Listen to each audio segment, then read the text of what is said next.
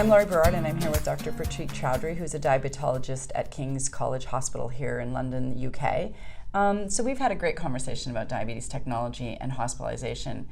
But there is one other reason that people living with diabetes, well, actually women living with diabetes, come into hospital, and that's pregnancy. So any tips and tricks for the individual with type 1 or type 2 diabetes who happens to be using technology, who's entered into hospital to have their baby, recognizing they've come out of specialty care typically, that their pregnancy's been managed in specialty care, but now they're on the labor floor and they're on the postpartum floor. So.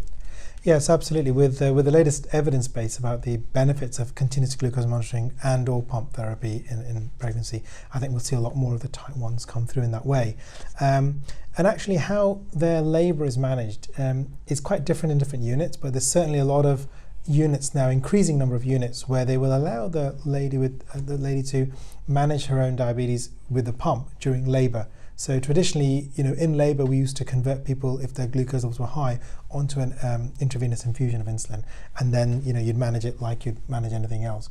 But if that person's glucose is stable, they're on a pump, and every hour they can measure their glucose and take a correction and manage it that way. Actually, it can lead to better glucose control than swapping people across to a sliding scale of insulin. But typically when you're swapping people previously, they weren't coming in on insulin pumps, or they were maybe coming in but not well controlled. But what about that idea now that you just said measure their glucose every hour, so how does CGM help in labor? And when there's a combined, and again, using the CGM device to guide therapy is really valuable, and what it does is it tells you the patient's on track, and if they're way out of track, you can take action. If the glucose is a bit too high, you might want to confirm that with a finger prick just to be sure that things are right. But we would generally say during labour, you can measure their glucose, whether they're on a pump or not. We would be certainly in our unit measuring the glucose hourly, and if the glucose is on track or slightly off, you can do a correction every hour. With a pump, it's easier to do than with an injection, of course.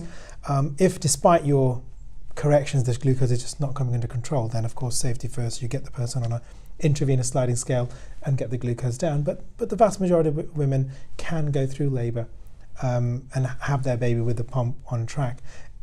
Generally, their clinician, their endocrinologist, will have given them a rate, because as soon as the baby's out, their insulin requirements drop down again, and we need to remember to swap them back over to their pre-pregnancy rates, and mostly they will be stored in the pump. So that's something again for people on the labour ward maternity unit to be aware of, that if they're on a pump, they just to remind that person, they've got a lot on their mind, they've just had a baby, a great moment in their life, to remember to swap the pump down to lower rates. That's just one of the key things to remember. But on the whole, that can work quite well. And what you're really talking about too is that pregnancy is not just labor for individuals with type 1 diabetes. There's a lot of discussions that go on, and as they get closer to actually delivery, that plan will be communicated. So there could be a person who hasn't actually got to that appointment. They come in with premature labor and they may not be aware. So really good for people looking after these individuals to make sure that they know that this individual needs to know that conversation. If they're on a pump, what their plan is, what the CGM is. And again, if an emergency, you need to have a cesarean section. Again, if they're on a pump, cesarean section, short procedure, they can stay on their pump during that procedure. We often advise our women to site the pump, away from the field where they might need to use it. And generally, if they're pregnant, they do put it on the back.